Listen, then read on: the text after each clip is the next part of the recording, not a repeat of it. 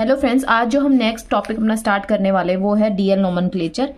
DL nomenclature या हम कह सकते हैं इसकी डीएल कॉन्फ़िगरेशन। ठीक है, आज हमारे पास ये वाला टॉपिक है और ये टॉपिक बहुत इंपॉर्टेंट है क्योंकि यहाँ पे सिलेबस में स्पेशली मेंशन किया है कि आपको ये करना है और यहाँ से क्वेश्चन बनते हैं। ठीक है, तो बताया था कि एक तो होता है हमारे पास स्मॉल डी स्मॉल एल, आपने देखा है ठीक है काफी जगह। तो स्मॉल डी स्मॉल एल का मतलब मैंने आपको बता दिया था कि वो होता है फॉर ऑप्टिकल रोटेशन के लिए होते हैं। ये वाले जो डी एल हम यूज करते हैं ऑप्टिकल रोटेशन के लिए यूज करते हैं। ये D for dextro rotatory, L for laevo rotatory. लेकिन जो ये वाले डी एल कॉन्फ़िगरेशन जो नोमेनक्लेचर हम कर रहे हैं ये स्पेशली हम क्या किसके लिए यूज करते हैं, ये सिर्फ हम नोटेशन के लिए यूज करते हैं। ठीक है, किसके लिए यूज करते हैं, नोटेशन के लिए यूज करते हैं। ठीक है, उसको सिर्फ उसके लिए बोलते हैं ना कि सिंबल की तरह यूज करते हैं इसको। ठीक है, तो ये जो डीएल है ये हम नोटेशन के लिए यूज करते हैं।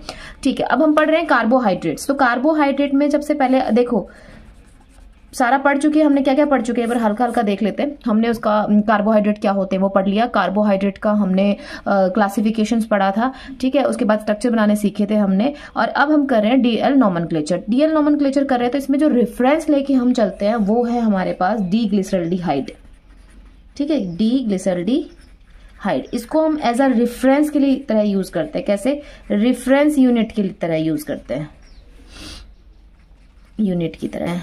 ठीक है, इसको हम यूज करते हैं। ओके, अब जो आपके पास डी ग्लिसरल्डिहाइड है इसका स्ट्रक्चर क्या है, इसका स्ट्रक्चर है हमारे पास यहाँ पे CHO CH2OH और हमारे पास ये होता है डी ग्लिसरल्डिहाइड। ओके, अब देखो यहाँ पे अगर हम नंबरिंग करते हो, ये 1 कार्बन, ये 2 कार्बन और ये सबसे लास्ट वाला कार्बन 3 कार्बन। ठीक है, आपको जब नोमेनक्लेचर करना है आपको सबसे पहले क्या देखना चाहिए, जब कार्बोहाइड्रेट्स की भी बात हो रही है तो यहाँ पे देखना है आपको सबसे ऊपर आपके पास मोस्ट ऑक्सीडाइज्ड ग्रुप होना चाहिए। मोस्ट ऑक्सीडाइज्ड ग्रुप जो होता है वो सबसे ऊपर होना चाहिए। सबसे नीचे अगर हम बात करें तो ये लिस्ट ऑक्सीडाइज होना चाहिए। ये ग्रुप कैसा होना चाहिए, लिस्ट ऑक्सीडाइज्ड ग्रुप होना चाहिए। ठीक है, जब हम कार्बोहाइड्रेट की बात कर रहे हैं अभी यहाँ पे, तो सबसे पहले हम क्या देखेंगे, अगर मोस्ट ऑक्सीडाइज ग्रुप यहाँ पे ऊपर है और लिस्ट ऑक्सीडाइज ग्रुप जो है वो नीचे है। ठीक है, तो उसके अंदर अब OH की डायरेक्शन की बेसिस के ऊपर, ठीक है, OH ग्रुप कहाँ पे, किसी भी हाईएस्ट नंबर पे या किसी भी हाईएस्ट कायरल कार्बन के ऊपर हो या कायरल सेंटर के ऊपर हो, उसकी बेसिस पे हम इसका क्या करेंगे, ये नोमेनक्लेचर करेंगे। मतलब क्या है, मतलब ये है कि अगर हम देखते हैं, आपने चेक कर लिया कि ये है मोस्ट ऑक्सीडाइज ग्रुप यहाँ ऊपर है। ठीक है, ये ग्रुप नीचे होना चाहिए। उसके बाद इस चेक करो कि हाईएस्ट कार्बन कौन सा है इनके बाद। अब देख रहे हो तो यहाँ पे एक ही कार्बन है, ये वाला एक ही कायरल कार्बन है, तो इसके अंदर तो आप क्या देखोगे, आपने देखा। उसके बाद OH की पोजिशन देखो। अब OH, अगर OH यहाँ पे राइट हैंड साइड में है, ये राइट साइड होती है, ये लेफ्ट साइड होती है, जैसे मैंने आपको बताया। अगर ये राइट हैंड साइड में OH ग्रुप है तो इसको हम बोल देंगे डी ग्लिसरल्डिहाइड। क्या बोलेंगे, D glyceraldehyde. Okay, D glyceraldehyde. अगर इसके अंदर यहाँ पे CHO ऊपर, CH2OH नीचे और उसके बाद अगर हमने इसको इस तरीके से लिख दिया तो ये है तो ग्लिसरल्डिहाइड ही। ठीक है ना, क्या है ये, ग्लिसरल्डिहाइड ही है, पर ये कौन सा है। अब आप फिर OH चेक करो, OH कहाँ है इसमें, लेफ्ट साइड में। तो लेफ्ट साइड में है तो कौन सा है, L आपके पास ग्लिसरल्डिहाइड है। हमने एक और एग्जांपल ले लिया CH2OH, जिसमें कार्बन की जो हमारे पास ये हॉरिजॉन्टल लाइंस है ये थोड़ी ज्यादा हो। मान लो हमने कोई भी एक एग्जांपल ले लिया, यहाँ पे H OH OH OH OH। ठीक है, हमने एग्जांपल ले लिया। अब इसमें देखते हैं हम कि हम करेंगे कैसे। ठीक है, आपने चेक किया CHO ऊपर राइट, CH2OH नीचे। ठीक है, अब आप देख रहे हो कि इसमें सबसे हाईएस्ट कायरल कार्बन चेक करना है। कायरल कार्बन तो मैंने आपको बता ही दिया था पिछली क्लास में कैसे कायरल सेंटर होता है, आपको सब पता सिखाया था मैंने पिछली क्लास में। जिसने नहीं की है वो पिछली क्लास को देख ले। ठीक है, तो यहाँ पे हर जो ये सेंटर है, ये जो सेंटर है ये कार्बन का, जो ये कार्बन से ये सारे के सारे क्या है, ये कायरल कार्बन है। अगर हम इन सभी की बात करते हैं सारे के सारे क्या है, ये कायरल कार्बन है। ठीक है, अब आप नंबरिंग कर रहे हो 1 2 3 4 5 6। ओके, तो यहाँ पे CHO, यहाँ CH2OH। उसके बाद इनके बाद इन दोनों को छोड़ने के बाद सबसे हाईएस्ट नंबर किसको मिला हुआ है, कौन से कायरल सेंटर को मिला हुआ है। आपने देखा कि 5 वाला सबसे हाईएस्ट नंबर है, ये कायरल सेंटर है, आपको पता है। ठीक है, तो ये 5 वाला सबसे हाईएस्ट है। अब इसके ऊपर हम चेक करेंगे कि OH की पोजीशन क्या है। आपने देखा OH किस में, राइट साइड में है। तो आपने बोल दिया कि जो भी आपके पास कार्बोहाइड्रेट है वो किस फॉर्म में है, वो डी फॉर्म में है, ठीक है। डी और जो इसका नाम है वो लिख देंगे, ठीक है। अगर इसमें इसी को अगर हम चेंज करके ऐसे लिख दे CHO CH2OH, ठीक है। अब आपके पास फिर से, ठीक है, अब यहाँ पे HOH HOH HOH यहाँ पे OH और इधर H है, ठीक है। अब आप क्या करोगे, चेक करोगे, वही 1 2 3 4 5 सबसे हाईएस्ट नंबर किस कार्बन सेंटर को मिला हुआ है, इसको मिला हुआ है। इसके अंदर OH की पोजीशन देखेंगे, OH की पोजीशन किस तरफ है, ये मैंने पिछली क्लास में बताया, आपको बार बार बता रही हूँ मैं, ये लेफ्ट साइड होती है, ये राइट साइड होती है। तो ये लेफ्ट साइड में है, लेफ्ट साइड में है तो इसको L कार्बोहाइड्रेट बोल देंगे, ठीक है। तो ये कौन सा है, L, ये D। तो मेरे हिसाब से आपको D और L तो समझ में आ गया कि हम किस तरीके से DL को देखते हैं, ठीक है, किसी भी कार्बोहाइड्रेट में, ओके। अब यहाँ पे जो मैंने टर्म यूज करी थी मोस्ट ऑक्सीडाइज ग्रुप, या फिर हम बात कर रहे हैं यहाँ पे लिस्ट ऑक्सीडाइज ग्रुप, ठीक है, इनका मतलब क्या होता है, देखो ऑक्सीडाइज मतलब एक तरह से हम कह सकते हैं जिसके पास सबसे ज्यादा ऑक्सीजन हो, ठीक है, वो मोस्ट ऑक्सीडाइज होता है। जिसके पास ऑक्सीजन कम होता है वो लिस्ट ऑक्सीडाइज्ड ग्रुप होता है। अब आप बोलोगे कि यहाँ पे इसके पास भी एक ऑक्सीजन है, इसके पास भी एक ऑक्सीजन है, तो आप बोल रहे हो कि इसमें बताओ कैसे ज्यादा हुई, कैसे ऑक्सीडाइज हुई, ठीक है। इतना तो ऑर्गेनिक केमिस्ट्री में पढ़ा है कि जब हम ऑक्सीडेशन करते हैं तो आप अल्कोहल से क्या करते हो, फिर आप एल्डिहाइड बनाते हो, एल्डिहाइड से फिर आप अल्कोहल से एल्डिहाइड या कीटोन बनता है, फिर आप उसको फर्दर ऑक्साइज करके आप एसिड बनाते हो, ठीक है। तो अब देखो जैसे हमने लिया यहाँ पे, समझना CHO, मैंने CHO क्या बोला कि CHO क्या है, एक मोस्ट ऑक्सीडाइज्ड, क्या है, मोस्ट ऑक्सीडाइज्ड ग्रुप है। कैसे, अगर हम इसको खोलते हैं एक बार, देखो C+OH ये होता है, ठीक है, C+OH ये पाई बॉन्ड है। इस पाई बॉन्ड को फर्दर अगर हम तोड़ लें, यहाँ पे खोल लें, तो ये ऐसे बन जाएगा। यहाँ पे ये ऑक्सीजन जो लगा हुआ है, ये ऑक्सीजन लगा हुआ है यहाँ पे, और यहाँ पे हमारे पास क्या है, ये ऑक्सीजन, ठीक है। और यहाँ पे मान लिया ये ऑक्सीजन जो किससे अटैच है, फर्दर किसी कार्बन से। मतलब अगर इसका हम क्या करवा दें, इसका हम डुप्लीकेशन करवा दें, मतलब इस पाई बॉन्ड को आप तोड़ के आपने इसको खोल लिया, सिंगल बॉन्ड में पहले पाई था, सिग्मा सिग्मा हम कर ले, सिंगल खोल लिया, तो आपने यहाँ पे, तो यहाँ से ये साइड भी ऑक्सीजन से अटैच होगी क्या, फिर ये ऑक्सीजन है यहाँ पे किसी कार्बन के साथ, इसी, अब डुप्लीकेशन मतलब इसी को डुप्लीकेट कर दो, समझ रहे हो। तो क्या होगा, आपको दिख रहा होगा यहाँ पे कि ये जो कार्बन है ये तो रियल है, जो यहाँ पे था वही कार्बन है, ये रियल कार्बन है, रियल एटम है, ठीक है, इसकी वैलेंसी भी कंप्लीट है, ठीक है। ये वाला है, देखो ये जो ऑक्सीजन है ये रियल नहीं है, ठीक है। ये जो कार्बन है ये रियल कार्बन, मतलब रियल कार्बन नहीं है, यहाँ पे ये एक फेंटोन एटम होता है जिसकी वैलेंसी इनकम्प्लीट होती है, मतलब जिसका ऑक्टेट इनकम्प्लीट होता है, ठीक है। लेकिन अगर हम लेकिन अगर आप बात करते हो CH2OH की, देखो इसमें क्या, एक हाइड्रोजन इधर, एक हाइड्रोजन इधर, और एक आपके पास, अगर हम यहाँ बात करते हैं, यहाँ पे कोई भी ग्रुप लगा हुआ है, CH2 इधर एक ग्रुप लगा हुआ है, और साथ में यहाँ पे OH, तो ये सिंगल बॉन्ड से अटैच है, ठीक है। तो इसमें एक ही ऑक्सीजन है, जबकि इसमें आप डुप्लीकेशन करा के 2 ऑक्सीजन यहाँ पे दिखा सकते हो। तो इसीलिए आप क्या कह रहे हो कि इसके अंदर क्या होता है, ये ज्यादा ऑक्सीडाइज होता है, क्योंकि इसके पास नंबर ऑफ ऑक्सीजन एटम्स बहुत ज्यादा है। अगर हम बात करें, एग्जांपल ले ले एक और कि एसिड का ले ले, तो एसिड तो इससे भी ज्यादा ऑक्सीडाइज होती है। क्यों, क्योंकि अगर आप देखो तो इसको भी फिर से आप डुप्लीकेशन करा लो, तो कार्बन के ऊपर ऑक्सीजन, यहाँ पे ऑक्सीजन OH, तो ये जो ऑक्सीजन है वही मैंने बोला फेंटोन एटम है, ठीक है, यहाँ से किसी कार्बन से अटैच है, ठीक है। तो इसके पास कितने ऑक्सीजन हो गए, 3, तो इसके पास ऑक्सीजन के मतलब ऑक्सीजन एटम और ज्यादा है एज कम्पेयर टू एल्डिहाइड, तो हमने बोल दिया कि इसकी ये जो है ये मोस्ट ऑक्सीडाइज फॉर्म होती है।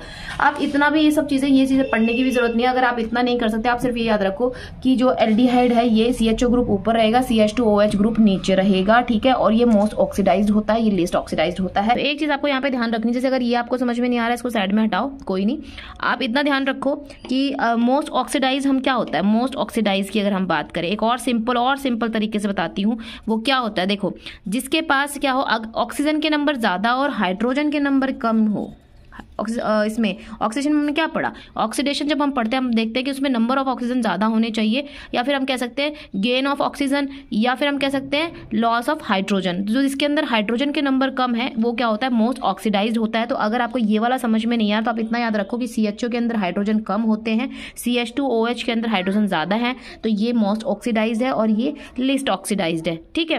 और आप बाकी सारे स्ट्रक्चर जब याद कर ही लोगे तो आपको पता होगा कि ऊपर CHO रहता है, नीचे CH2OH रहता है, ठीक है। जो DL नोमेनक्लेचर करते हैं ये हम करते हैं मेनली कार्बोहाइड्रेट्स में ही, मेनली क्या मतलब ये होता है कार्बोहाइड्रेट्स के लिए, ठीक है ना। DL नोमेनक्लेचर किसके लिए होता है, कार्बोहाइड्रेट्स के लिए होता है, ठीक है। अब ठीक है, एक और एग्जांपल हम देखते हैं ग्लूकोज का, ठीक है। तो यहाँ पे हमने लिख लिया CHO CH2OH, ठीक है। और यहाँ पे हमने H OH OH H H OH H OH, ठीक है। ये हमारे पास क्या है, ग्लूकोज है। किसका स्ट्रक्चर है ये हमारे पास, ये हमारे पास है ग्लूकोज का स्ट्रक्चर, ठीक है। अच्छा, अब इसके अंदर ये कौन सा ग्लूकोज है हम चेक कर लेते हैं। 1 2 3 4 5 और ये 6, ऊपर CHO CH2OH ग्लूकोज है, ठीक है। हमने चेक कर लिया, इसमें ये ऊपर है, ये नीचे। मोस्ट ऑक्सीडाइज ग्रुप है वो ऊपर है, लिस्ट वाला नीचे है, ठीक है। अब हम देखेंगे कि नंबर जो हाईएस्ट नंबर पे OH की पोजीशन कहाँ है। हाईएस्ट नंबर क्या है 5, इसमें OH की पोजीशन कहाँ है, आपने देखा राइट साइड में, तो राइट साइड में है यहाँ पे। तो राइट साइड के लिए हम क्या यूज करते हैं, एक सिंबल D। तो ये कौन सा ग्लूकोज हो गया, डी ग्लूकोज। क्या हो गया, डी ग्लूकोज हो गया, ठीक है। अगर हम इसका L बनाएं, देखो अब इसी की एक मिरर इमेज बना लो, ठीक है। तो आप क्या करोगे, CHO, देखो अब इसकी मिरर इमेज बना लो। अभी मैं इसको डी मत बोलो, अभी यूं रखो, एक बार करते हैं, चलो। ये जो इधर वाले हैं वो सारे सामने आ जाएंगे, ये मैंने पिछली क्लास में समझा दिया आपको,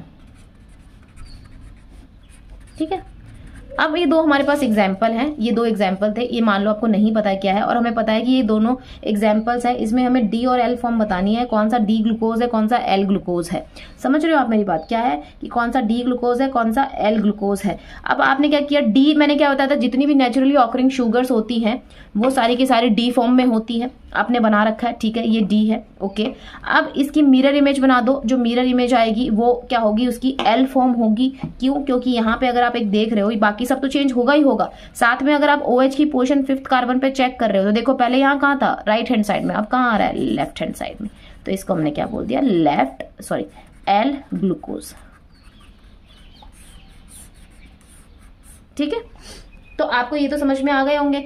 अब एक चीज याद रखना कि जो DL निकाल रहा है, ये जो हम DL निकालते हैं, ठीक है, ये दोनों क्या होती है, एक दूसरे की मिरर इमेज होती है। मैं समझा चुकी हूँ, पिछली क्लास में मैंने बताया था आपको कि जब भी आपको D निकल जाए किसी का भी, उसके बाद जैसे आपने कार्बन 5 में पढ़ा था, ठीक है, पेंटोज वाले में, तो उसमें जो आप देख रहे थे कि आपको 8 आइसोमर्स मिल रहे थे, मैंने बोला 4 D वाले आप याद रखो और उसके बाद उन सबकी मिरर इमेज बना दो तो आपको L आइसोमर्स मिल जाएंगे, ठीक है। तो जितने भी DL होते हैं वो जो D और L है आपस में एक दूसरे के मिरर इमेज होते हैं और वो क्या होते हैं, नॉन सुपर इम्पॉसिबल। याद रखना, नॉन सुपर इम्पॉसिबल,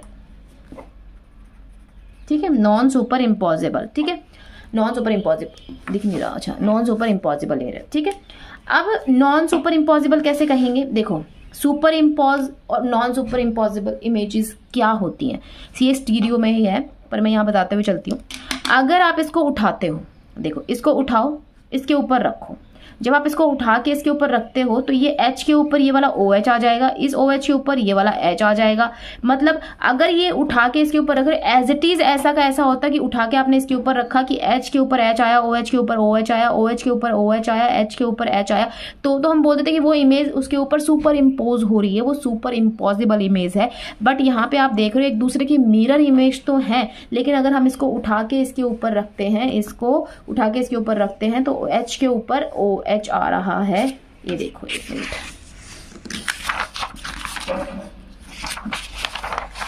देखो मान लो आपने इसको उठाया और इसके ऊपर ऐसे पुट कर दिया, ठीक है, ये ज्यादा ऊपर बना दिया, ये ज्यादा नीचे। अब आप इसको उठा के इसके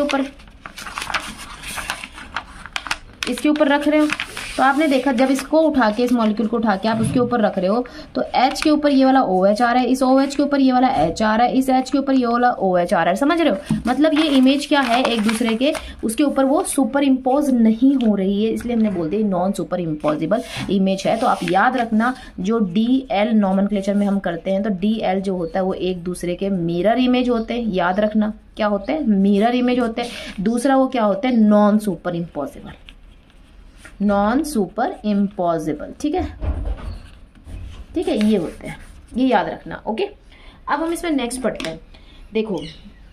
अच्छा, अब क्या है, एक तो क्या हो, एक दूसरे के मिरर इमेज हो, साथ में वो क्या हो, साथ में नॉन सुपर इम्पॉसिबल हो, तो उनको हम क्या बोलते हैं, ऐसे मॉलिक्यूल्स को, इनको हम बोलते हैं एनेंशियोमर, एनेंशियोमर्स। एनेंशियोमर्स क्या होते हैं, जो क्या हो ऐसे मॉलिक्यूल्स या ऐसे ऑब्जेक्ट जो एक दूसरे के क्या हो मिरर इमेज हो, और साथ में क्या होने चाहिए, वो नॉन सुपर इम्पॉसिबल होना चाहिए, और क्या होना चाहिए उनमें कायरलिटी भी होती है, कायरल सेंटर्स भी होते हैं, कायरल भी होते हैं वो मॉलिक्यूल्स, तो वो क्या होते हैं, एनेंशियोमर्स होते हैं। ठीक है, अब हम एक नेक्स्ट एग्जांपल लेते हैं, किसी भी पेंटोस शुगर की ले लेते हैं, कोई भी पेंटोस का 5 कार्बन का CH2OH, ठीक है, HOH HOH HOH, ठीक है, इसकी मिरर इमेज बना लेते हैं यहाँ पे CHO, ठीक है, CHO कर लिया यहाँ पे, और CH2OH यहाँ पे आपके पास इसकी mirror image OH OH OH H H H, ठीक है। अब ये देखो, ये है, मैंने बोला स्ट्रक्चर आपको याद रखने हैं, आप स्ट्रक्चर याद कर लो। ये देखो, ये राइबोज का स्ट्रक्चर है। अभी कौन सा राइबोज है, देखो यहाँ पे 5th कार्बन पे पोजीशन देख लो किसकी। अब ये क्या है, OH कहाँ है, राइट साइड में, तो ये कौन सा राइबोज है, ये डी राइबोज है। इधर देखो, आपको नहीं पता, आपको ये पता है कि राइबोज का स्ट्रक्चर है, पर ये कौन सा राइबोज आपको नहीं पता। आप यहाँ पे फिफ्थ नहीं, सॉरी 4th, क्योंकि 5 कार्बन का है ना, तो ये देखो 1 2 3 4, तो 4 कार्बन पे OH की पोजीशन देख लो, OH की पोजीशन इधर है, तो आपने बोल दी L राइबोज। मेरे ख्याल से आपको L या DL मतलब D और L कॉन्फ़िगरेशंस आराम से समझ में आ गई होगी। ठीक है, अब हम पढ़ते हैं इसके अंदर ये मिरर इमेज। क्या, मिरर इमेज। देखो, मिरर इमेज भी 2 तरीके की होती है। अगर हम बात करते हैं इसके अंदर, तो एक होता है मिरर इमेज सुपर इम्पॉसिबल, जो मैंने बात किया था कि सुपर इम्पॉसिबल क्या होता है, इम्पॉसिबल होती है। दूसरी होती है आपके पास नॉन सुपर इम्पॉसिबल।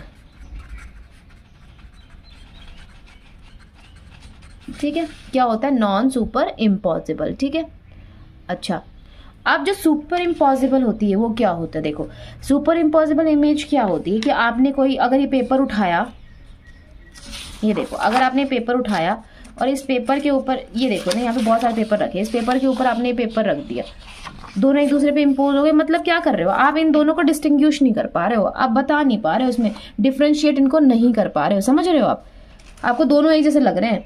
ठीक है, दोनों ऑब्जेक्ट कैसे लग रहे हैं आपके पास, ये जो है एक जैसे हैं। ठीक है, तो ये क्या है, ये सुपर इम्पोज हो रहा है इसके ऊपर। ठीक है, तो ये सुपर इम्पोजिबल इमेज आपको समझ में आई। और इसके अंदर क्या होता है, ये एक कायरल होता है। कायरल मैंने आपको बता ही दिया था, बाकी हम स्टीरियो केमिस्ट्री में पढ़ेंगे। एक कायरल, कायरल से उल्टा जहाँ पे कोई कायरल कार्बन ना हो। जैसे कि मान लो ये कार्बन मैंने आपको उस दिन बताया था, अगर यहाँ पे A B C D चारों अलग ग्रुप से जुड़ा हुआ है ये, तो ये सेंटर कैसा है, ये कायरल सेंटर है। ठीक है, ये कार्बन कैसा है, कायरल कार्बन है। अगर मान लो ये जुड़ा हुआ है A B C, तो ये दो तो सेम हो गए ना, तो अब ये कार्बन कैसा हो गया, ये एक कायरल कार्बन हो गया और ये एक कायरल सेंटर हो गया। ठीक है, तो सुपर इम्पॉसिबल इमेज क्या होती है, वो मेनली एक कायरल होती हैं। और जो नॉन सुपर इम्पॉसिबल इमेजेस होती हैं वो क्या होती हैं, वो एक याद रखना, वो एक दूसरे के, जो non super impossible mirror images होती हैं वो एक दूसरे की क्या होती हैं, एनेंशियोमर्स होती हैं,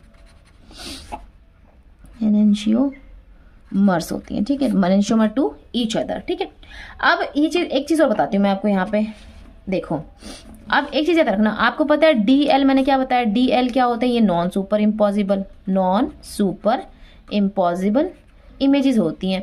तो हमने बोल दिया जो नॉन सुपर इम्पॉसिबल है वो क्या हो गए, एक तरह से उनमें क्या होगा, कायरलिटी भी होती है। ठीक है, एनेंशियोमर की कंडीशन क्या होती है कि वो कायरल भी होना चाहिए, एनेंशियोमर। अच्छा, अब यहाँ पे नॉन एनेंशियोमर्स की कंडीशन होती है कि जैसे वो मॉलिक्यूल के अंदर क्या हो, कायरल सेंटर होना चाहिए, कायरल होना चाहिए, कायरलिटी होनी चाहिए। ठीक है, और दूसरा उसमें क्या होना चाहिए, non super impossible mirror images होना चाहिए वो। ठीक है, तो नॉन सुपर, अब DL है, ये non super impossible mirror image है। ओके, हमने देखा उन मॉलिक्यूल्स में कायरलिटी भी है, देख लिया, चलो ठीक है। तो क्या सारे के सारे DL जो D और L है वो एनेंशियोमर्स है, क्या ऐसा है, सॉरी एनेंशियोमर्स? तो हम कहेंगे हाँ, ऑल जो आपके DLs हैं वो सारे के सारे क्या हैं, वो एनेंशियोमर्स होते हैं। ठीक है, क्योंकि उनमें non super impossible mirror image है और क्या होती है, कायरलिटी भी होती है, तो ये सारे के सारे क्या होते हैं, एनेंशियोमर्स होते हैं। क्या सारे के सारे एनेंशियोमर्स DL हो सकते हैं? बट ऐसा नहीं है, सारे के सारे एनेंशियोमर्स DL नहीं हो सकते हैं, बट सारे के सारे DL जो नोमेनक्लेचर आपने पढ़ा है वो सारे के सारे एनेंशियोमर हो सकते हैं, बट सारे के सारे एनेंशियोमर DL हो ये नहीं पॉसिबल है। ठीक है, कुछ एक्सेप्शंस हैं यहाँ पे। ठीक है, एक्सेप्शंस नहीं, कुछ और भी एग्जांपल्स हैं एनेंशियोमर्स के कि वो DL नहीं है। ठीक है। तो वो अभी हम यहाँ नहीं पढ़ेंगे, यहाँ पे सिर्फ आपको कार्बोहाइड्रेट में कितना याद रखना है उस हिसाब से कर रहे हैं हम, यहाँ पे ज़्यादा नहीं करना, ठीक है। आप ये टर्म याद रखना कि सारे के सारे एनेंशियोमर्स डीएल नहीं होते हैं, बट सारे के सारे डीएल्स एनेंशियोमर होते हैं, ठीक है। एपीमर्स, एपीमर्स, ठीक है। एपीमर्स हमने पढ़ा है। देखो एपीमर्स में क्या होता है, याद रखना है एक चीज इसके अंदर कि इसके अंदर मोर देन 1 कायरल सेंटर होता है, मोर देन 1 कायरल सेंटर होना चाहिए, ठीक है। देखो अब हम बात करते हैं कि कार्बोहाइड्रेट का एग्जांपल लेते हैं, ग्लिसरल्डिहाइड ही लेते हैं, यहाँ पे ग्लिसरल्डिहाइड ले लिया आपने, ठीक है। और इसके अंदर आप चेक करते हो तो आपको पता है इसके अंदर कितने कायरल सेंटर्स है, 1 कायरल सेंटर है, ठीक है। तो ये जो है ये एपीमर का केस नहीं होता है, क्योंकि एपीमर की कंडीशन क्या है कि उसमें 2 कायरल, मतलब 2 3 कितने भी हो सकते हैं पर 1 से ज्यादा होंगे।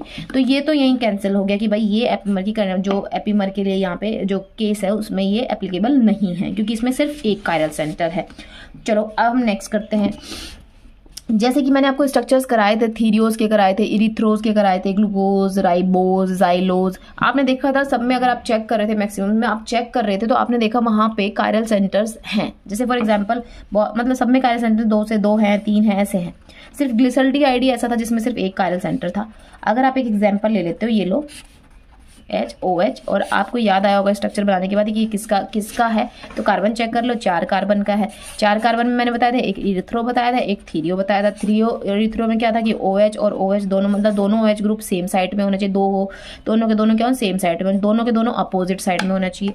यहाँ पे देख लो OH क्या है, दोनों के दोनों अपोजिट साइड में, तो ये कौन सा है, ये थीरियो वाला है। अच्छा अब ये कौन सा थीरियो है, L है, D है, वो कैसा पता चलेगा, 1 2 3 4, हाईएस्ट कार्बन 3rd पे, OH किस साइड है, लेफ्ट साइड में, तो ये L थीरियो है, ठीक है, ठीक है। अब इसमें क्या, इसमें कितने कायरल सेंटर्स आपने चेक कर लो, तो ये वाला कायरल कार्बन, ये वाला कायरल कार्बन, देखो ये ग्रुप अलग, ये और ये, तो ये 1 और 2, इसमें 2 कायरल सेंटर्स हैं, है ना, कितने हैं, 2 कायरल सेंटर्स है। ये मैं सब सिखा चुकी हूँ पिछली क्लास में। तो ऐसे आपके पास अगर आप और एग्जाम्पल लेते हो, राइबोज का ले लो, CHO CH2OH, अगर आप इसका एग्जांपल लेते हो, यहाँ पे भी HOH HOH HOH, ठीक है। ये आपके पास एग्जांपल है 1 2 3 4 5, राइबोज का एग्जांपल हो गया। अब ये कौन सा राइबोज आप चेक कर लो, हाईएस्ट जो नंबर है उसके ऊपर OH किधर है, राइट में, तो ये D राइबोज हो गया, ठीक है। इसमें कायरल सेंटर कितने हैं, 1 2 3, ठीक है। ऐसे अगर आप एग्जांपल लेते हो, ग्लूकोज का ले लेते हो, यहाँ पे CHO CH2OH HOH OH HOH HOH, ठीक है। 6 कार्बन हो गए ना, चेक कर लो, 1 2 3 4 5 6, ओके। अब ये ग्लूकोज तो है, हमें पता चल गया कौन सा ग्लूकोज है, वो देख लो, यहाँ पे OH किधर है, राइट में, तो ये D ग्लूकोज है, ठीक है ना। ये कौन सा हो गया, D, ये ग्लूकोज हो गया आपके पास। और इसमें कायरल सेंटर कितने हैं, 1 2 3 4 कायरल सेंटर्स है, ठीक है ना।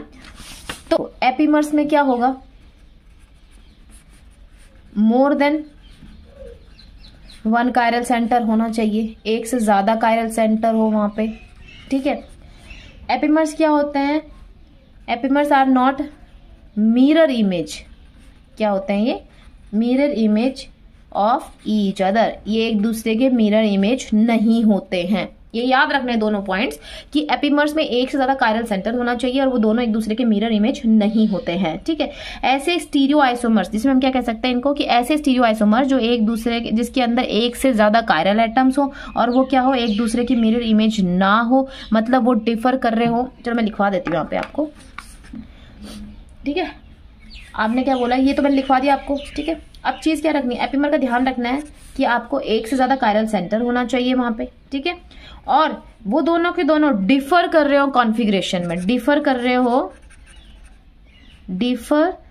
Differs in configuration only at 1 chiral centre, एक ही कायरल सेंटर पे अगर उनकी कॉन्फ़िगरेशन डिफर कर रही है तो वो क्या कहलाएंगे, एपीमर्स कहलाएंगे। नहीं समझ में आया, कोई नहीं, एग्जाम्पल के साथ करते हैं। ये देखो यहाँ पे क्या है, CHO, यहाँ पे क्या है, CH2OH, ओके। अब देखो 1 2 3 4, H OH OH H H OH। देखते समझ में आ गया किसका स्ट्रक्चर है ये है डी ग्लूकोज का, ठीक है। अब इसके अंदर एक और एग्जाम्पल, साथ में एक और स्ट्रक्चर बनाते हैं, CHO CH2OH 1 2 3 4 H OH H, यहाँ पे भी OH H H OH H OH। ये भी स्ट्रक्चर आपको याद आ गया, सेकंड कार्बन पे चेंज है, कौन से वाला था, मेनोज, और ये कौन सा मेनोज है, डी मेनोज, ठीक है। अब देखो एपीमर्स तो क्या होता है, इसमें पेयर्स में देखते हैं इसमें, ठीक है ना, पेयर होते हैं। अब ये देखो, ठीक है, तो यहाँ देखो मैंने क्या बताया कि एपीमर्स में आपको ध्यान रखना है कि वहां पे क्या होता है, डिफर होता है कॉन्फ़िगरेशन में एट वन कार्बन, वन एक ही कार्बन के ऊपर कॉन्फ़िगरेशन में क्या होना चाहिए, डिफरेंस होना चाहिए, ठीक है। और हमें क्या कहना चाहिए कि वो क्या होता है एपीमर्स को, कि एपीमर्स क्या होता है, they are not the mirror image, ठीक है, ऑफ ईच अदर, वो एक दूसरे के मिरर इमेज नहीं होते हैं, ये ध्यान रखना चाहिए, ठीक है। और यहाँ पे ये एपीमर जो है एक टॉपिक है अच्छा खासा स्टीरियोकेमिस्ट्री का, तो यहाँ पे हम उतना ही पढ़ेंगे जितना हमें कार्बोहाइड्रेट्स में ज़रूरत है, ठीक है। तो एपीमर्स में देखिए, अब यहाँ पे अगर हम दो एग्जांपल लिए, ग्लूकोज का लिया, एक मेनोज का लिया, तो आप देखो यहाँ पे कि क्या ये दोनों एपीमर्स हैं, चलो चेक कर लेते हैं। पहली बात तो एक दूसरे की मिरर इमेज है ही नहीं, आपने देखा इसको, तो आप देख रहे हो कि एक दूसरे की मिरर इमेज नहीं है, क्योंकि यहाँ पे OH इधर H है तो इधर OH है, ठीक है। अब हम देखते हैं यहाँ पे कि इसकी कॉन्फ़िगरेशन लिखते हैं। मैंने क्या बोला था, जो डिफर करे इन कॉन्फ़िगरेशन, तो मतलब ये जो कॉन्फ़िगरेशन की मैं बात कर रही हूँ यहाँ पे, इसका मतलब क्या है, कॉन्फ़िगरेशन का मतलब यहाँ पे है कि मैं यहाँ पे बात कर रही हूँ उसका मतलब है RS नॉमनक्लेचर, ठीक है, RS नॉमनक्लेचर की मैं बात कर रही हूँ। और जो हम स्टीरियो में RS नॉमनक्लेचर करते हैं उसमें तो हम क्या करते हैं, वो प्रायोरिटी ऑर्डर हम डिसाइड करते हैं और उसके बेसिस पे करते हैं कि अगर वो क्लॉकवाइज जा रहा है तो वो R है, एंटी क्लॉकवाइज जा रहा है तो S है। लेकिन यहाँ पे जो हम RS नॉमनक्लेचर करेंगे वो बहुत ही सिंपल है, ठीक है। वो हम कैसे करेंगे वो देखो, तो यहाँ पे हम RS नॉमनक्लेचर कैसे करेंगे, देखो आप ये देखना, इसमें सिर्फ यहाँ पे बहुत सिंपल तरीके से करोगे आप ये देखना कि OH अगर राइट हैंड साइड में है, राइट साइड में, तो उसके लिए हम R लेंगे, ठीक है। अगर OH आपका लेफ्ट हैंड साइड है तो उसके लिए हम S कॉन्फ़िगरेशन बताएंगे, ठीक है। चेक करो, चलो चेक करते हैं। यहाँ पे देखो, अब यहाँ पे ये कायरल कार्बन है ना, यहाँ पे देखो, यहाँ पे देखते कौन सी कॉन्फ़िगरेशन, देखो OH किस साइड है, राइट हैंड साइड, तो आप लिख दो R। यहाँ पे OH कहाँ है, लेफ्ट हैंड साइड, तो यहाँ पे S, right hand side R, right hand side R, ठीक है। यहाँ पे देखो, आप देख रहे हो यहाँ पे OH, यहाँ पे लेफ्ट हैंड साइड है तो ये S, लेफ्ट हैंड साइड है S, राइट हैंड साइड है R, राइट हैंड साइड है R। अब चेक, अब लिख लो इसके अंदर कौन कौन सी कॉन्फ़िगरेशन आई, R S R R, इसके अंदर कौन सी कॉन्फ़िगरेशन आई, S S R R, ठीक है। अब देखो ये कॉन्फ़िगरेशन वेरी कर रही है, बाकी देखो बाकी कॉन्फ़िगरेशन सेम रहनी चाहिए, सिर्फ एक ही कार्बन पे, एक ही कायरल सेंटर के ऊपर कॉन्फ़िगरेशन क्या होनी चाहिए, वेरी करनी चाहिए, डिफरेंट होनी चाहिए, तो वो क्या कहलाएंगे, एपीमर्स। तो ये दोनों जो अपने पास ये जो पेयर है ये क्या कहलाएगा, ये एपीमर पेयर, ये क्या कहलाएंगे, ये पेयर्स, ये क्या कहेंगे, एपीमर्स कहेंगे हम इनको। किसको, डी ग्लूकोज और डी मेनोज क्या है, ये एपीमर्स हैं एक दूसरे के, ठीक है। क्या है ये, एपीमर्स हैं एक दूसरे के, समझ में आ गया होगा, ठीक है। अब देखो एक और एग्जांपल ले लेते हैं। यहाँ पे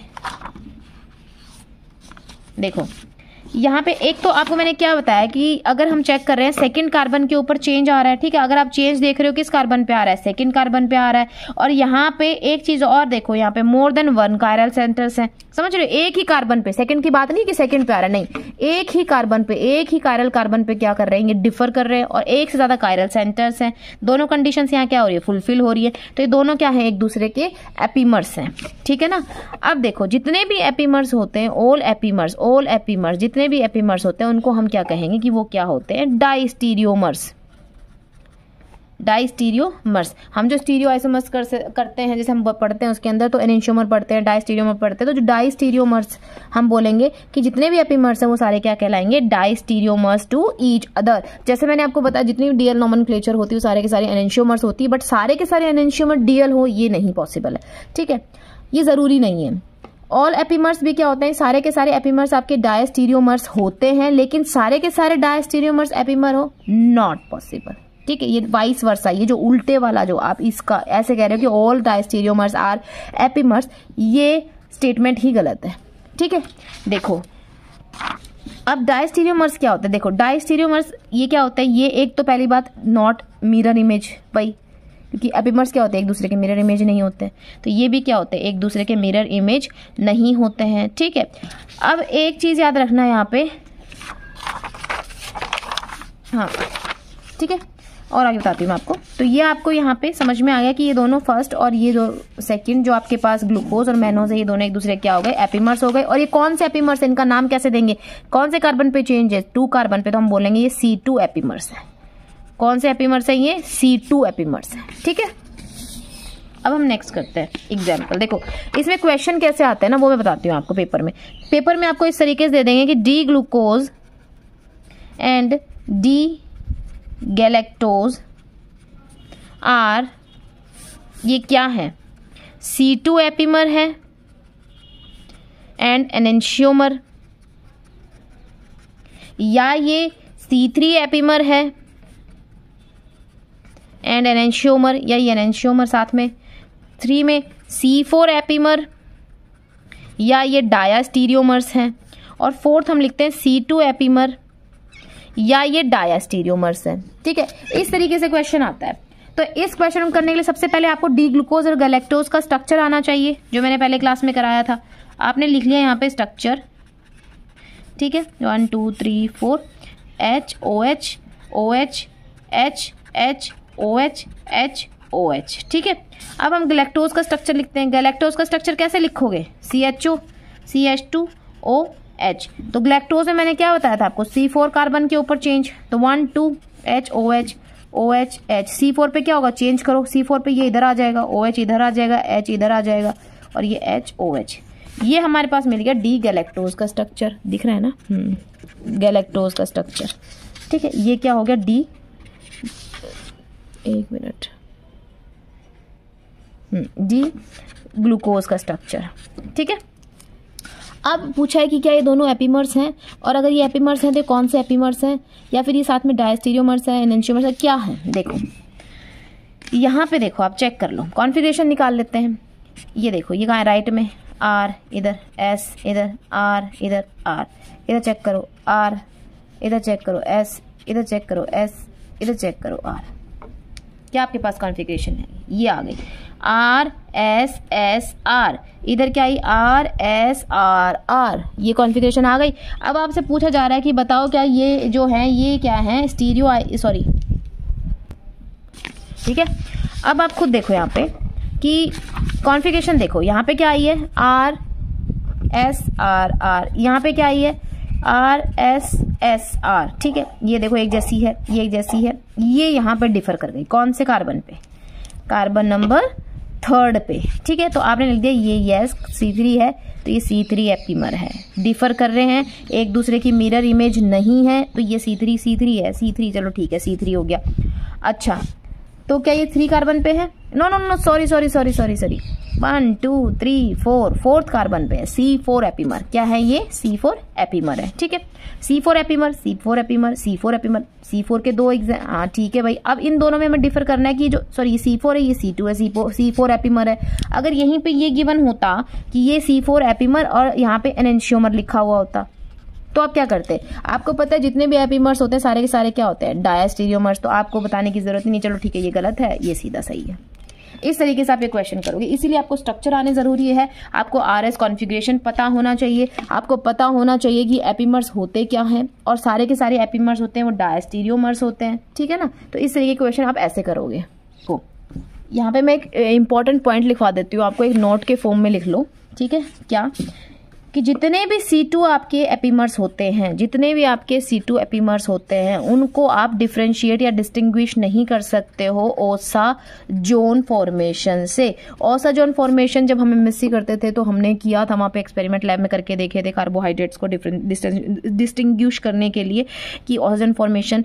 तो ओसा जोन फॉर्मेशन क्या होता है वो तो मैं आगे बताऊंगी आपको, यहाँ पे मैं सिर्फ ये बता रही हूँ कि अगर आप ओसा जोन फॉर्मेशन के दौरान मतलब की हेल्प से अगर आप इनको डिस्टिंग्विश करना चाह रहे हो कि C2 एपिमर्स को, तो आप नहीं कर पाओगे, क्योंकि जो क्रिस्टल्स बनते हैं ना वो सभी C2 एपिमर्स के क्या होते हैं, एक जैसे से होते हैं, आइडेंटिकल होते हैं। ठीक है ना, इसीलिए आप इनको ओसा जोन फॉर्मेशन से डिस्टिंग्विश नहीं कर पाओगे। ठीक है, अब देखो C2 एपिमर्स कौन कौन से होते हैं, मैंने आपको चार्ट का वो टेबल जो बनवाई थी उसमें मैंने लिखवा रखा था सारा आपको, कि जिसके अंदर देखो C2 कार्बन पे चेंज हो रहा हो, डी ग्लूकोज, ठीक है, ये वाला। अगर हम बात करें डी टैलोज और डी गैलेक्टोज, ठीक है। अगर हम बात करें डी मैनोज,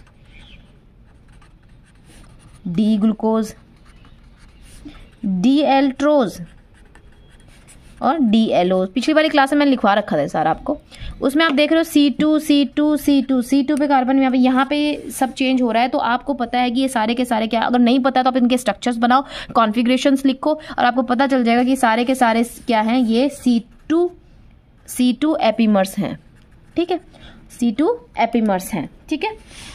अब देखो, अब एक और एग्जाम्पल ले लेते हैं, चलो पेंटोज का एग्जाम्पल ले लेते हैं, पेंटोज ले लेते हैं। पेंटोज में हम कौन सा एग्जाम्पल ले, राइबोज ले लेते हैं, CHO, CH2OH, HOH, HOH, HOH, ठीक है। इधर आपने एक और स्ट्रक्चर ले लिया, CHO, CH2OH, HOH, OH, H, HOH, ठीक है, आपने लिख लिया। अब देखो यहाँ पे कॉन्फ़िगरेशन लिख लो, R R R, ठीक है। इधर देखो R S R, ठीक है। अब आप देख रहे हो यहाँ पे R R R, यहाँ पे R S R, मतलब कौन से कार्बन पे, 1 2 3 कार्बन के ऊपर कॉन्फ़िगरेशन क्या हो रही है, चेंज हो रही है। तो ये कौन सा है, C3 एपीमर है। और जितने भी एपीमर्स होते हैं वो सारे क्या होते हैं, डायास्टीरियोमर होता है, ठीक है। क्या होता है, डायास्टीरियोमर, ठीक है ना। अब ये क्या था, अब ये है डी राइबोज, आपको पता है, स्ट्रक्चर्स याद कर लो, स्ट्रक्चर्स के बिना नहीं हो पाएगा कुछ भी। और ये डी डाइलोज का स्ट्रक्चर है, ठीक है ना। यहाँ पे आप देख रहे हो ना किन से कार्बन पे चेंज हो रहा है, 3rd कार्बन पे चेंज हो रहा है। तो ये क्या हो गया, C3 एपीमर्स हैं। और ये क्या है, एक दूसरे की मिरर इमेज भी नहीं है, ठीक है। और एक ही कार्बन पे चेंज हो रहा है, तो ये कहलाएंगे एपीमर्स कहलाएंगे। और जितने भी एपीमर्स होते हैं वो सारे के सारे क्या होते हैं, डायास्टीरियोमर्स होते हैं, ठीक है ना। अब इसमें क्वेश्चन कैसे पूछ लेगा, जैसे इसमें पूछा था, क्वेश्चन क्या आ जाएगा आपके पास, क्वेश्चन आपके पास आ जाएगा इसमें भी कि आपको दे दे पेपर में कि D ribose and D xylose are, ये क्या है, ठीक है। तो अभी मैंने आपको कराया क्या है, ये C3 एपीमर्स है और डायस्टीरियोमर्स है। तो ऑप्शंस बहुत सारे गिवन होंगे, A B C D करके, तो आपको बस उस पर C3 एपीमर और साथ में डायस्टीरियोमर, जो ये ऑप्शन होगा इसको टिक करना है। ये मैंने आपको निकालना बता दिया है यहाँ पे, ठीक है ना, किस तरीके से करते हैं। अब देखो, अब हम नेक्स्ट करते हैं, अब हम एक और क्वेश्चन करते हैं। देखो, जैसे डी राइबोज आपको दे दें, डी राइबोज एंड डी लाइजोज दे दें, और ये क्या है, ठीक है। चलो इसका स्ट्रक्चर बनाते हैं, राइबोज का CHO, CH2OH, HOH, HOH, HOH। और डी लाइजोज में क्या था, सबसे लास्ट वाला याद करो, C2 और C3 कार्बन पे चेंज करना है हमें। तो ये H, ये देखो 1 2 2 कार्बन पे, तो ये OH इधर आ जाएगा, ये H, ये OH इधर आ जाएगा, ये HOH, ठीक है, ठीक है। अब देखो इसके अंदर कॉन्फ़िगरेशन चेक करते हैं। यहाँ पे कॉन्फ़िगरेशन R R R, यहाँ पे कॉन्फ़िगरेशन S S R, ठीक है। अब ये तो मैंने आपसे पूछ लिया, चलो मैंने यहाँ पे स्ट्रक्चर बना दिया, पहले क्वेश्चन में दे दिया कि आपको ऑप्शंस में दे दिया कि ये क्या है, ये C2 एपीमर्स हैं या फिर ये C3 एपीमर्स हैं या फिर ये C3 एपीमर है और साथ में डायस्टीरियोमर है, या फिर ये कहते हैं कि ये क्या है, सिर्फ डायस्टीरियोमर है, डायस्टीरियोमर्स है, ठीक है। तो इसमें आप क्या करोगे, इस क्वेश्चन में चेक करो। देखो कॉन्फ़िगरेशन किस किस कार्बन पे चेंज है, इधर R R R थी, इधर क्या है, S S R। देखो 2 कार्बन पे आपने देखा, यहाँ पे और यहाँ पे 2 कार्बन पे क्या है, कॉन्फ़िगरेशन क्या है आपकी, वो चेंज है, डिफरेंट है, ठीक है ना। अब एपीमर की पहली कंडीशन क्या थी, एपीमर के लिए क्या होना चाहिए, एक ही कार्बन पे, एक ही कायरल कार्बन पे आपकी क्या हो, पोजीशन जो है ग्रुप्स की, या फिर कह सकते हो एक ही कायरल सेंटर के ऊपर क्या हो, डिफरेंस हो, ठीक है। एक ही कायरल कार्बन पे कॉन्फ़िगरेशन का डिफरेंस हो तो वो क्या कहलाते हैं, एपीमर्स। बट यहाँ पे कितने कार्बन आ गए, 2 कार्बन पे, तो ये एपीमर्स तो नहीं है, आप इनको एपीमर्स नहीं कहोगे। तो एपीमर का ऑप्शन गलत गलत गलत।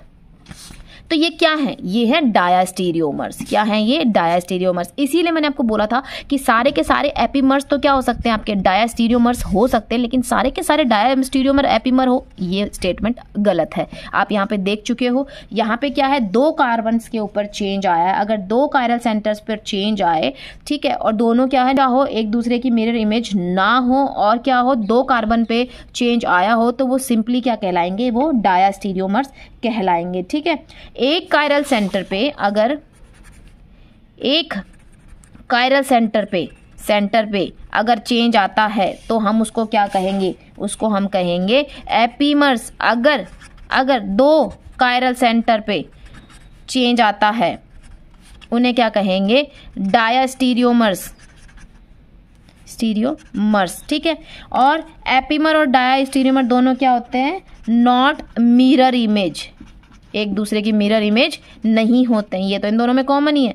लेकिन एक चीज़ याद रखना, जितने भी एपीमर्स हैं वो सारे के सारे क्या कहलाते हैं? वो डायास्टीरियोमर्स कहलाते हैं। बट सारे के सारे डायास्टीरियोमर्स एपीमर्स कहलाए, ये नहीं पॉसिबल है। जब जहाँ 2 कायरल कार्बन पे, 2 कायरल सेंटर पे अगर कॉन्फ़िगरेशन चेंज हो जाती है तो आपने देखा कि वो एपीमर्स नहीं रहते, वो क्या कहलाते हैं? वो डायास्टीरियोमर्स रहते हैं। और दोनों के, जब वो दोनों क्या हो, एक दूसरे की मिरर इमेज ना हो। तो हो आपको यहाँ तक समझ में आ गया होगा। आज की क्लास यहीं तक है, क्योंकि इस तरह की क्वेश्चन आते हैं तो आप प्रैक्टिस कर लेना।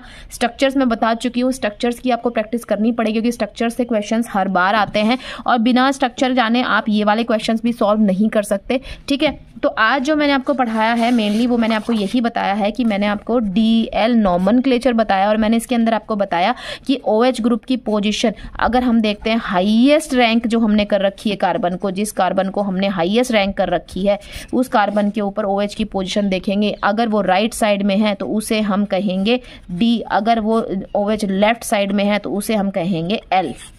ये नोटेशन हमने उनका कर दिया। ठीक है, मैंने उसके बाद बताया आपको कि DL जो नॉमेनक्लेचर हम कर रहे हैं तो सारे के सारे DLs होते हैं, वो क्या होते हैं? वो इनेंशियोमर्स होते हैं। इनेंशियोमर्स जो क्या होते हैं? एक दूसरे की मिरर इमेज होते हैं। और कैसी मिरर इमेज होते हैं, मिरर इमेज होते हैं। और वो कैसी मिरर इमेज होती है? वो नॉन सुपर इम्पॉसिबल। कैसी? Non super impossible mirror image होते हैं, ये मैंने बता दिया। लेकिन सारे के सारे एनेंशियोमर DL हो, ये स्टेटमेंट गलत है। ठीक है, फिर मैंने आपको बताया एपीमर्स क्या होते हैं। मैंने आपको बताया कि एपीमर्स में आप देखोगे कि जो एक कार्बन पे क्या कर रहे हो? डिफर कर रहे हो कॉन्फ़िगरेशन में। एक कार्बन पे डिफर्स कर रहे हो कॉन्फ़िगरेशन में। कौन सी कॉन्फ़िगरेशन देखनी है? RS configuration. और यहाँ पे हम देखेंगे जब OH अगर यहाँ पे राइट साइड में होगा तो उसके लिए हम R यूज़ करेंगे, और अगर OH लेफ्ट हैंड साइड में होगा तो उसके लिए हम S कॉन्फ़िगरेशन। और अगर इससे अलग कुछ आ जाता है तो फिर हम प्रायोरिटी से देखेंगे।